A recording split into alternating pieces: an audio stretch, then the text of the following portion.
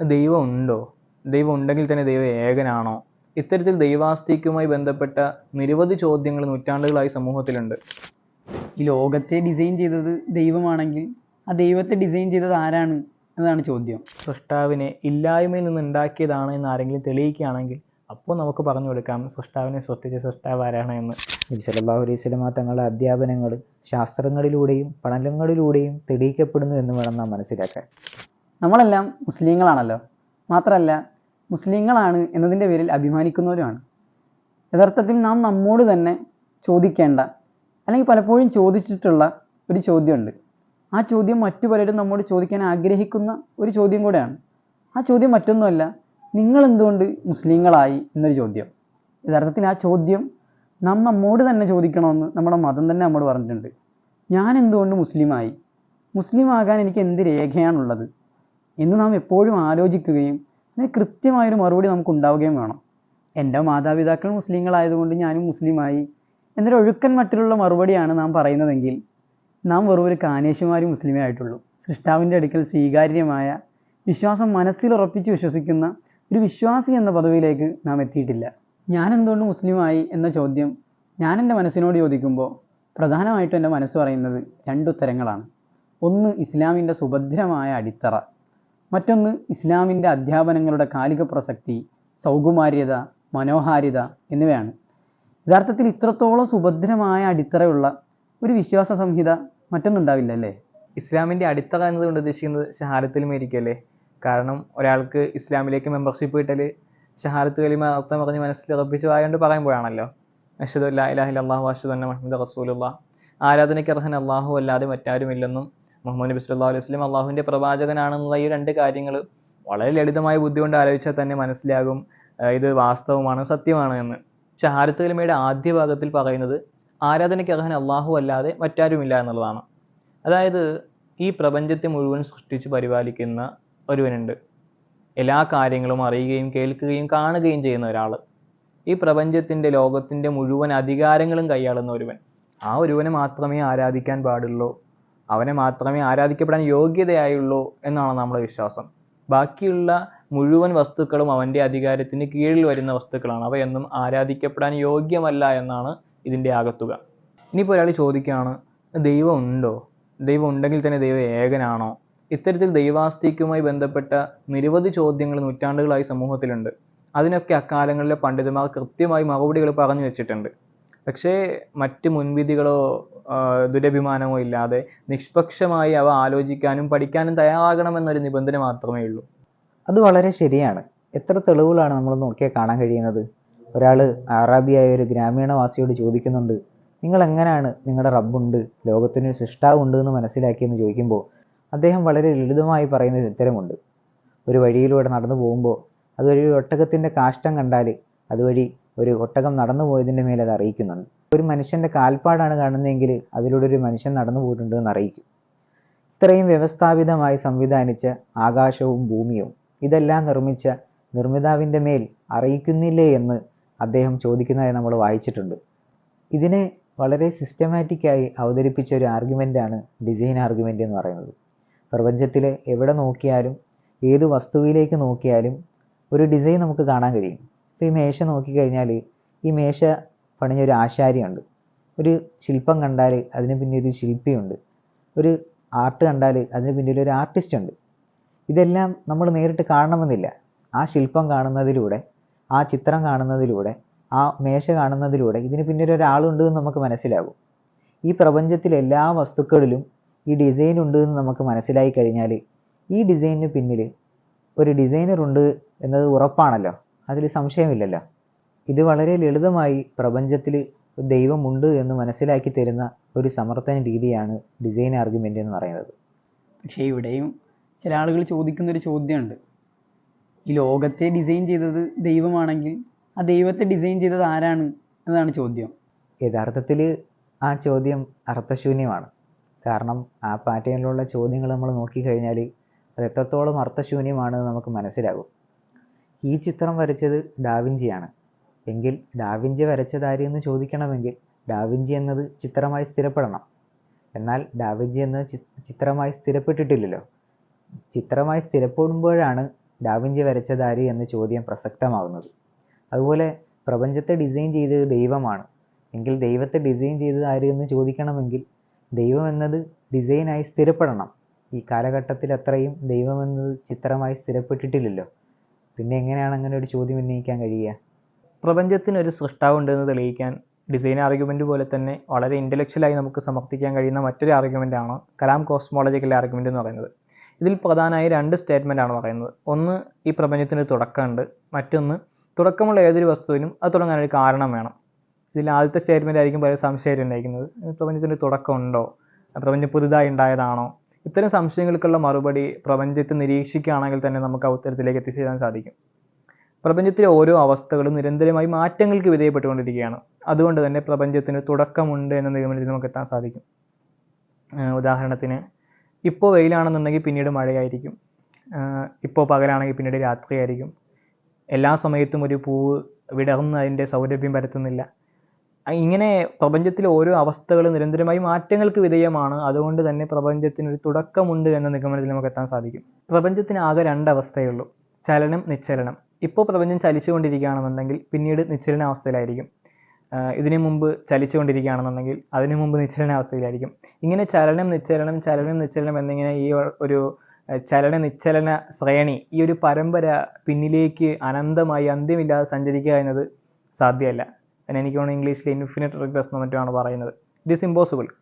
അപ്പോൾ പ്രപഞ്ചത്തിന് തുടക്കമുണ്ട് എന്ന് ബോധ്യപ്പെട്ട് കഴിഞ്ഞാൽ നമ്മൾ അടുത്ത ചോദ്യം ചോദിക്കും, അങ്ങനെയാണെങ്കിൽ ആ പ്രപഞ്ചത്തിന് ഉണ്ടാക്കിയത് ആരാണ്?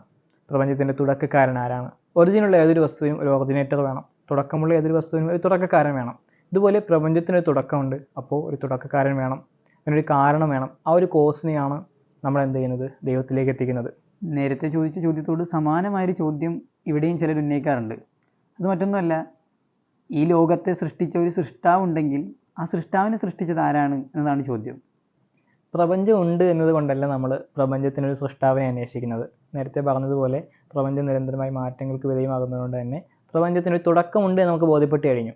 അപ്പോൾ ഒരു തുടക്കക്കാരൻ വേണം. അതുകൊണ്ടാണ് നമ്മൾ എന്ത് ചെയ്യുന്നത്? പ്രപഞ്ചത്തിനൊരു സൃഷ്ടാവിനെ നാം അന്വേഷിക്കുന്നത്. ഇനിയിപ്പോൾ നമ്മൾ പറയുന്ന സൃഷ്ടാവിനെ ഇല്ലായ്മയിൽ നിന്ന് ഉണ്ടാക്കിയതാണ് എന്ന് ആരെങ്കിലും തെളിയിക്കുകയാണെങ്കിൽ അപ്പോൾ നമുക്ക് പറഞ്ഞു കൊടുക്കാം സൃഷ്ടാവിനെ സൃഷ്ടിച്ച സൃഷ്ടാവ് ആരാണ് എന്ന്, ദൈവത്തെ സൃഷ്ടിച്ച ദൈവം ആരാണ് എന്ന്. പണ്ട് കാലങ്ങളിൽ നമ്മുടെ നാടുകളിൽ കണ്ടുവന്നിരുന്ന ഒന്നാണ് തുലാസ് എന്ന് പറയുന്നത്. ഈ തുലാസിൻ്റെ 2 തട്ടുകളും ഒരേ ലെവലിലായിരിക്കും ഇരിക്കുന്നത്. ഇതിൽ ഒരു തട്ട് താന്നിരിക്കണമെങ്കിൽ അതിന് പിന്നിൽ ഒരു കാരണമുണ്ടായിരിക്കും. ചുരുക്കി പറഞ്ഞാൽ പല സാധ്യതകളിൽ നിന്ന് ഒരു സാധ്യതയ്ക്ക് പ്രാധാന്യം ലഭിക്കണമെങ്കിൽ അതിൽ പിന്നിലൊരു കാരണമുണ്ടായിരിക്കും.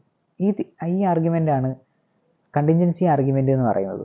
ഇനി ഒരാൾ പറയാണ് ഒരു കാരണവുമില്ലാതെ തന്നെ ഒരു സാധ്യതയ്ക്ക് പ്രാധാന്യം ലഭിക്കുന്നു എന്ന് അയാൾ പറയുകയാണെങ്കിൽ ഒരു കാരണവുമില്ലാതെ തന്നെ ഒരു തുലാസിൻ്റെ ഒരു തട്ട് താന്നിരിക്കണമെന്നും അദ്ദേഹം പറയേണ്ടി വരും. അത് ശരിയല്ലല്ലോ. പ്രപഞ്ചത്തിലെ എല്ലാ വസ്തുക്കളും ദൈവമുണ്ട് എന്ന് വിളിച്ച് പറയുന്നുണ്ട്. ഒരു ഇല നോക്കിക്കഴിഞ്ഞാൽ, ഇലകളിലേക്ക് നമ്മൾ നോക്കിക്കഴിഞ്ഞാൽ ഒരില ചിലപ്പോൾ വലുതായിരിക്കും, മറ്റേ ഇല ചിലപ്പോൾ ചെറുതായിരിക്കും. ഇനി ഒരു ഇലയിലേക്ക് നമ്മൾ നോക്കിക്കഴിഞ്ഞാൽ ഈ ഇല ചിലപ്പോൾ മറ്റേതിനേക്കാൾ വലുപ്പം കൂടിയതായിരിക്കും, വലുപ്പം കുറഞ്ഞതായിരിക്കും. പല നീളത്തിലും പല വണ്ണത്തിലും പല വീതിയിലുമായിരിക്കും ഇലയുണ്ടാകുന്നത്. എന്തുകൊണ്ടാണ് ഈ ഇല ഈ വണ്ണത്തിലും ഈ രൂപത്തിലുമായി മാറിയത്? അത് പല സാധ്യതകളിൽ നിന്ന് ഒരു സാധ്യതയല്ലേ. എങ്ങനെയാണ് ഈ സാധ്യതയ്ക്ക് പ്രാധാന്യം ലഭിച്ചത്? ഇവിടെ ന്യായമായി പറയാൻ പറ്റുന്നൊരു മറുപടി എന്ന് പറയുന്നത് അങ്ങനെ ആകണമെന്ന് ഒരാൾ തീരുമാനിച്ചു എന്നത് തന്നെയാണ്.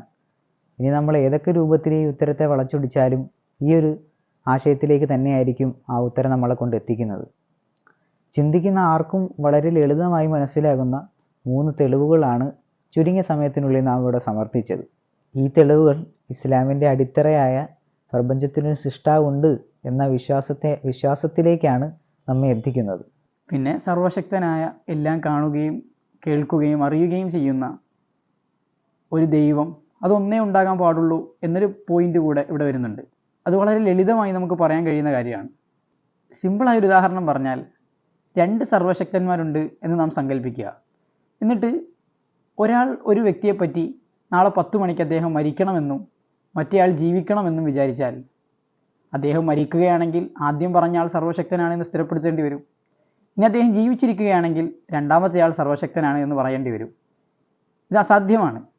അതുകൊണ്ടാണ് നാം പലപ്പോഴും ലാ ഇലാഹ ഇല്ലല്ലാഹ് എന്നതിൻ്റെ അർത്ഥം പറയുമ്പോൾ യഥാർത്ഥ ആരാധ്യൻ അള്ളാഹു അല്ലാതെ മറ്റാരുമില്ല എന്നാണ് നാം പറയാറുള്ളത്. ആരാധിക്കപ്പെടുന്നവർ പലരും ഉണ്ടായേക്കാം. എന്നാൽ യഥാർത്ഥമായി ആരാധിക്കുന്നത്, ആരാധനയ്ക്ക് യോഗ്യതയോടുകൂടി ആരാധിക്കുന്നത് അത് അള്ളാഹുവിനെ മാത്രമാണ്. ഷഹാദത്ത് കലിമയുടെ രണ്ടാം ഭാഗത്തിൽ പറയുന്നത് വഅശ്ഹദു അന്ന മുഹമ്മദ് റസൂലുള്ളാഹ്, മുഹമ്മദ് നബി സല്ലല്ലാഹു അലൈഹി വസല്ലം അള്ളാഹുവിൻ്റെ പ്രവാചകനാണെന്നുള്ള കാര്യമാണ്. മുഹമ്മദ് നബി കേവലം വെറും ഒരു ഐതിഹ്യമല്ല എന്നത് പ്രധാനമാണ്. ഇത്ര വർഷങ്ങൾക്ക് മുമ്പ് ഇന്ന സ്ഥലത്ത് ജീവിച്ചിരുന്ന ഒരു വ്യക്തിയാണോ എന്നതിൽ അവിതർക്കിതമായി ചരിത്ര രേഖകൾ കൊണ്ട് നമുക്ക് തെളിയിക്കാൻ കഴിയും. മുഹമ്മദ് നബിയുടെ പ്രവർത്തന മണ്ഡലം മക്കയും മദീനയും ആയിരുന്നല്ലോ. 1500 വർഷങ്ങൾ കഴിഞ്ഞിട്ടും മക്കയുടെയും മദീനയുടെയും പേരിന് മാറ്റം വന്നിട്ടില്ല, അവിടുത്തെ സംസ്കാരങ്ങൾക്ക് മാറ്റം വന്നിട്ടില്ല എന്നത് നമ്മെ ഏറെ അത്ഭുതപ്പെടുത്തും. 1500 വർഷങ്ങൾക്ക് മുമ്പുണ്ടായിരുന്ന നിരവധി നാടുകൾ ഇന്നും ഭൂമിയിലുണ്ട്. അവയുടെയൊക്കെ പേരുകൾക്ക് മാറ്റം വന്നു, സംസ്കാരങ്ങൾക്കും ഭാഷകൾക്കും മാറ്റം വന്നു.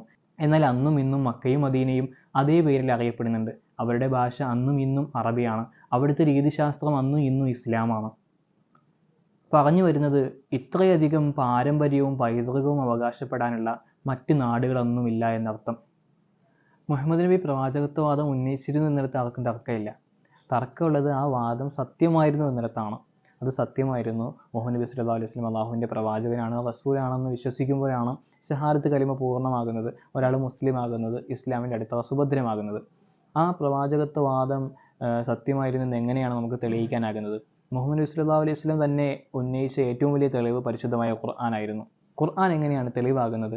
ഔപചാരികമായി 40 വയസ്സിനിടയ്ക്ക് യാതൊരുവിധ വിദ്യാഭ്യാസവും നേടിയിട്ടില്ലാത്ത മുഹമ്മദ് നബി സല്ലല്ലാഹു അലൈഹി വസല്ലം ഒരു സുപ്രഭാതത്തിൽ സാഹിത്യത്തിൻ്റെ പരമകാഷ്ഠ പ്രാപിച്ച, സാഹിത്യ മത്സരങ്ങൾ കൊണ്ട് സമ്പുഷ്ടമായിരുന്ന ഒരു സമൂഹത്തിൽ ചില വചനങ്ങൾ ഓതിക്കേൽപ്പിക്കുകയാണ്.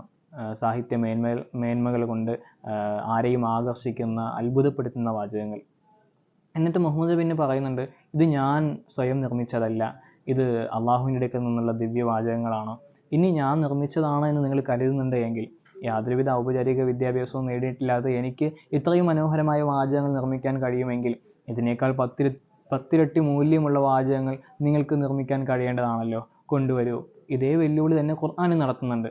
എന്നാൽ കാലം ഇത്രയും കഴിഞ്ഞിട്ടും ഒരു അധ്യായം പോലും, ഒരു സൂക്തം പോലും അവർക്ക്, ഖുർആനെ കവച്ചു വയ്ക്കുന്ന സൂക്തം സാഹിത്യ അപ്പോസ്തലന്മാർ കിണഞ്ഞു പരിശ്രമിച്ചിട്ടും അവർക്ക് കൊണ്ടുവരാൻ കഴിഞ്ഞിട്ടില്ല എന്നതാണ് യാഥാർത്ഥ്യം. ഇതിൽ നിന്ന് തന്നെ നമുക്ക് മനസ്സിലാക്കാൻ സാധിക്കും ഇസ്ലാമിൻ്റെ അടിത്തറ എത്രത്തോളം സുഭദ്രമാണ്. ഇപ്പോൾ നമ്മൾ ഷഹാദത്ത് കലിമ 2 ഭാഗവും തെളിവുകൾ കൊണ്ട് സമർത്ഥിച്ചു കഴിഞ്ഞു. നമ്മൾ പറഞ്ഞു വരുന്നത് ഇസ്ലാം അത്രത്തോളം അതിൻ്റെ അടിത്തറ സുഭദ്രമാണ് എന്നാണ്. രണ്ടാമതായി നാം പറഞ്ഞത് ഇസ്ലാമിൻ്റെ അധ്യാപനങ്ങളെ പറ്റിയും അതിൻ്റെ കാലിക പ്രസക്തിയും പറ്റിയിട്ടാണ്. നബി സല്ലല്ലാഹു അലൈഹി വസല്ലമ തങ്ങൾ വഫാത്തായി 14 നൂറ്റാണ്ടുകൾക്ക് ശേഷവും ഇസ്ലാമിൻ്റെ അധ്യാപനങ്ങൾ കൂടുതൽ പുതുമയോടുകൂടി ഇന്നും നിലനിൽക്കുന്നു എന്നത് പല കാര്യങ്ങളിലൂടെ നമുക്ക് കാണാൻ കഴിയും. മനുഷ്യനെ വിശേഷിപ്പിക്കുന്നത് തന്നെ പ്ലഷർ സീക്കിംഗ് ആനിമൽ എന്നാണ്. മനുഷ്യൻ ഏറ്റവും കൂടുതൽ ആഗ്രഹിക്കുന്ന ഒന്നാണ് ഹാപ്പിനെസ് എന്ന് പറയുന്നത്. ഈ അടുത്തിപ്പോൾ ഹാർഡ്വേർഡ് യൂണിവേഴ്സിറ്റിയിലൊരു പഠനം പുറത്തു വന്നിരുന്നു, ദി ലോങ്ങസ്റ്റ് സ്റ്റഡി എന്ന പേര്. അത് പ്രധാനമായും മുന്നോട്ട് വെക്കുന്നതെന്ന് പറഞ്ഞത് പോസിറ്റീവ് റിലേഷൻഷിപ്പിലൂടെ നമ്മുടെ ആരോഗ്യത്തെയും നമ്മുടെ സന്തോഷത്തെയും അത് വർദ്ധിപ്പിക്കുന്നു എന്നൊരു ആശയമാണ് ആ പഠനത്തിലൂടെ അവർ തെളിയിക്കപ്പെട്ടിരുന്നത്. ഇസ്ലാമിൽ ജന്മം തന്ന മാതാപിതാക്കളോടും കുടുംബങ്ങളോടും അയൽവാസിയോടും സുഹൃത്തുക്കളോടും നല്ല റിലേഷൻഷിപ്പ് വെച്ച് പുലർത്താനാണ് ഇസ്ലാം കൽപ്പിക്കുന്നത്. ഇവിടെ ഓർമ്മ വരുന്നൊരു ഹദീസുണ്ട്. നബി സല്ലല്ലാഹു അലൈഹി വസല്ലമ തങ്ങൾ പറഞ്ഞതായ ഒരു ഹദീസാണ്. അത് നിങ്ങളിൽ ആരെങ്കിലും നിങ്ങളുടെ ആയുസ്സിനെ വർദ്ധിപ്പിക്കാൻ നിങ്ങൾ ഇഷ്ടപ്പെടുന്നുണ്ട് എങ്കിൽ അവൻ കുടുംബബന്ധം ചേർക്കട്ടെ എന്നാണ് നബി സല്ലല്ലാഹു അലൈഹി വസല്ലമ തങ്ങൾ പറയുന്നത്. നബി സല്ലല്ലാഹു അലൈഹി വസല്ലമ തങ്ങളുടെ അധ്യാപനങ്ങൾ ശാസ്ത്രങ്ങളിലൂടെയും പഠനങ്ങളിലൂടെയും തെളിയിക്കപ്പെടുന്നു എന്ന് വേണം നാം മനസ്സിലാക്കാൻ. അതുപോലെ തന്നെ ജെറിയാട്രിക്സ് എന്ന പേരിലൊരു പഠനശാഖയുണ്ട്. ഇതിൽ പ്രധാനമായും പഠന വിധേയമാക്കുന്നത് പ്രായമായവരുടെ ആരോഗ്യവും അവരുടെ പരിരക്ഷയുമൊക്കെയാണ്. ജെറിയാട്രിക്സ് അടുത്തിടെ പുറത്തുവിട്ട പഠനങ്ങൾ പറയുന്നത് പ്രായമായവർ വേഗം മരണത്തിന് കീഴടങ്ങുകയും അവരുടെ ആയുസ് കുറയാനുമൊക്കെയുള്ള കാരണം കുടുംബത്തിൽ നിന്നും സമൂഹത്തിൽ നിന്നും അവർ നേരിടുന്ന അവഗണനകളാണ് എന്നാണ്. വൃദ്ധരായ മാതാപിതാക്കളെ ചേർത്ത് പിടിക്കുന്നതിന് പകരം അവരെ കുടുംബത്തിലെ സന്തോഷവേളകളിൽ ഭാഗവാക്കാക്കുന്നതിന് പകരം വൃദ്ധസദനങ്ങളിലേക്കും ഓൾഡ് ഏജ് ഹോമുകളിലേക്കും മാറ്റുന്നൊരു പ്രവണത നമ്മുടെ സമൂഹത്തിൽ കൂടുതലായി കണ്ടുവരുന്നുണ്ട്. ഇത്തരം സാഹചര്യത്തിലാണ് ഇസ്ലാമിൻ്റെ അധ്യാപനങ്ങൾ എത്രത്തോളം പ്രസക്തമാണ്, കാലികമാണ്, കാലോചിതമാണെന്ന് നമുക്ക് മനസ്സിലാകുന്നത്.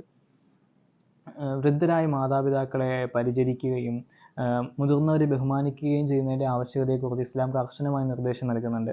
മുത്തനബി സ്വല്ലല്ലാഹു അലൈഹി വസല്ലം തങ്ങളുടെ ഒരു ഹദീസിൽ കാണാൻ കഴിയും, ഒരാൾക്ക് വൃദ്ധരായ മാതാപിതാക്കൾ ലഭിക്കുകയും അല്ലെങ്കിൽ അവരിൽ ഒരാളെയെങ്കിലും ലഭിക്കുകയും ചെയ്തിട്ട് അവരിലൂടെ സ്വർഗം നേടാൻ കഴിഞ്ഞില്ല എങ്കിൽ ആ മനുഷ്യന് അള്ളാഹുവിൻ്റെ ശാപം ഉണ്ടാകട്ടെ എന്ന് നബി സല്ലല്ലാഹു അലൈഹി വസല്ലം ദ്വാരക്കുന്നുണ്ട്. മാതാപിതാക്കളോട് അവർക്ക് ബുദ്ധിമുട്ടുണ്ടാകുന്ന രീതിയിൽ എന്നൊരു വാക്ക് പോലും പറയരുത് എന്നാണ് ഖുർആൻ്റെ അധ്യാപനം. നമ്മുടെ ഫിഖ്ഹിൻ്റെ കിതാബുകളിലൊക്കെ ജീവൻ്റെ പ്രാധാന്യത്തെക്കുറിച്ച് ധാരാളം പറയുന്നുണ്ട്. എന്തിൻ്റെ പേരിലായാലും ആത്മഹത്യ ചെയ്യുക, സ്വന്തം ജീവൻ ഹനിക്കുക എന്നതിനെ ഇസ്ലാം കർശനമായി വിലക്കുന്നുണ്ട്. അത് കുറ്റകരമാണ് എന്നാണ് പഠിപ്പിക്കുന്നത്. ഒരാൾ ഏത് മാർഗം ഉപയോഗിച്ചാണോ ആത്മഹത്യ ചെയ്യുന്നത് അതേ മാർഗത്തിൽ അവനെ ശിക്ഷിക്കപ്പെട്ടുകൊണ്ടേയിരിക്കുമെന്നാണ് ഇസ്ലാമിക അധ്യാപനം. സമകാലിക സാഹചര്യത്തിൽ ഇന്ത്യയിലെ ഉന്നത കലാലയങ്ങളായ IIT പോലെയുള്ളതിൽ പോലും വിദ്യാർത്ഥികളുടെ ആത്മഹത്യാ നിരക്ക് ഗണ്യമായി വർദ്ധിച്ചു വരുന്നെന്നാണ് കണക്കുകൾ സൂചിപ്പിക്കുന്നത്.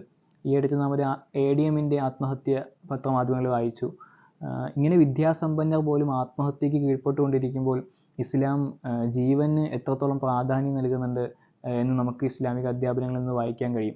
ഇതുപോലെ ഇസ്ലാമിൻ്റെ ഓരോ അധ്യാപനങ്ങളും ഖുർആൻ്റെ ഓരോ നിർദ്ദേശങ്ങളും ഏറെ കാലോചിതമാണ്, കാലികമാണ് എന്നാണ് ഇതിലൂടെ ഞാൻ പറയാൻ ശ്രമിക്കുന്നത്. ഇക്കാലത്തും വളരെയധികം ഹൈലൈറ്റ് ചെയ്യപ്പെടുന്ന ഇസ്ലാമിൻ്റെ അധ്യാപനങ്ങളിൽ നേരത്തെ തന്നെ വന്നിട്ടുള്ള ഒന്നാണ് മനുഷ്യാവകാശ ചിന്തകൾ. തിരുനബി സല്ലല്ലാഹു അലൈഹി വസല്ലമ തങ്ങൾ അറഫയിൽ വെച്ചിട്ടൊരു പ്രഭാഷണം നടത്തുന്നുണ്ട്. ആ പ്രഭാഷണത്തിൽ ജീവൻ്റെ സംരക്ഷണം, അഭിമാന സംരക്ഷണം, അതുപോലെ തന്നെ സ്വത്തിൻ്റെ സംരക്ഷണം എന്നിങ്ങനെ പലവിധ സംരക്ഷണങ്ങളെക്കുറിച്ച് നബി സല്ലല്ലാഹു അലൈഹി വസല്ലമ തങ്ങൾ വ്യക്തമായും വന്യമായും പ്രഖ്യാപിക്കുന്നുണ്ട്. യഥാർത്ഥത്തിൽ 1948 UNO അതിൻ്റെ മനുഷ്യാവകാശ സംരക്ഷണ നിയമങ്ങൾ പാസ്സാക്കുന്നത്. 1400 വർഷങ്ങൾക്ക് മുമ്പ് നടന്ന നബി സല്ലല്ലാഹു അലൈഹി വസല്ലമ തങ്ങളുടെ പ്രസംഗത്തെ UNOയുടെ പ്രഖ്യാപനവുമായി നാം ഒന്ന് താരതമ്യം ചെയ്താൽ വളരെ വലിയ സമാനതകൾ അവ തമ്മിൽ ഉണ്ട് എന്ന് നമുക്ക് മനസ്സിലാക്കാൻ സാധിക്കും. അപ്പോൾ ആധുനിക മനുഷ്യർ ആധുനിക മൂല്യങ്ങളായി കണക്കാക്കപ്പെടുന്ന പല വസ്തുക്കളും ഇസ്ലാം നേരത്തെ തന്നെ പ്രഖ്യാപിച്ച് അവയെല്ലാം സംവേദനം ചെയ്ത ഒരു മതമാണ് ഇസ്ലാം എന്നതിൻ്റെ പേരിൽ നമുക്കൊക്കെ അഭിമാനിക്കാൻ വകുപ്പുണ്ട്. നമുക്ക് അവസാനിപ്പിക്കാൻ തോന്നുന്നു. പറഞ്ഞു വന്നതിൻ്റെ ആകത്തുക നാം മുസ്ലിമീങ്ങളാണ് എന്നതിൻ്റെ പേരിൽ നാം എല്ലാവരും അഭിമാനിക്കേണ്ടവരാണ്. കാരണം നാം എന്തുകൊണ്ട് മുസ്ലിമായി എന്ന് നാം നമ്മോട് ചോദിക്കുമ്പോഴും നമ്മോട് മറ്റു പലരും ചോദിക്കുമ്പോഴും നമുക്ക് നിവർന്നു നിന്നുകൊണ്ട് പറയാൻ കഴിയും, നമ്മുടെ മതത്തിൻ്റെ അടിത്തറ അത്രമേൽ സുഭദ്രമാണെന്നും നമ്മുടെ മതത്തിൻ്റെ അധ്യാപനങ്ങൾ കാലാതിവർത്തിയും കാലിക പ്രസക്തവും മനോഹരവുമാണെന്നും ഇത്രമേൽ മനോഹരമായ ഒരു മതത്തിൻ്റെ വക്താക്കളാണ് നാം എന്നതിൻ്റെ പേരിൽ നാം നാഥനെ സ്തുതിക്കേണ്ടിയിരിക്കുന്നു.